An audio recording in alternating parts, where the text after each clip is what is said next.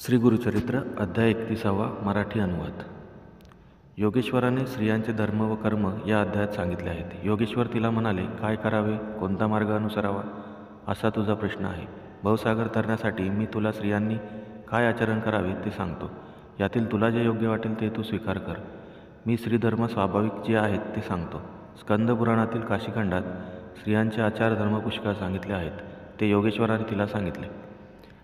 महर्षी अगस्ती त्यांची पतिव्रता भार्या लोपामुद्रा हिच्यासह काशी क्षेत्रात राहत होते.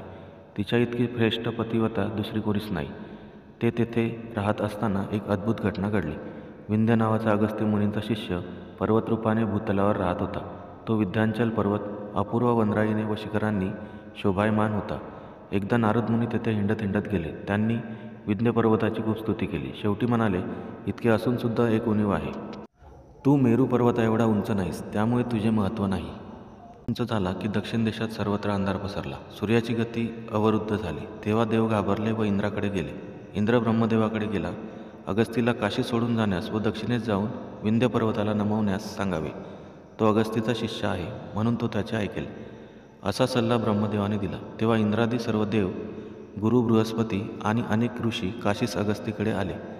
त्याने सर्वांचे स्वागत केले. तेथे सर्व देव बसले असता देवगुरु बृहस्पतींनी देवांजवळ लोपामुद्रेच्या अलौकिक पतिव्रत्याची प्रशंसा केली. त्यावेळी बृहस्पतींनी पतिव्रतेचे आचरण कसे असावे ते विस्तारपूर्वक सांगितले.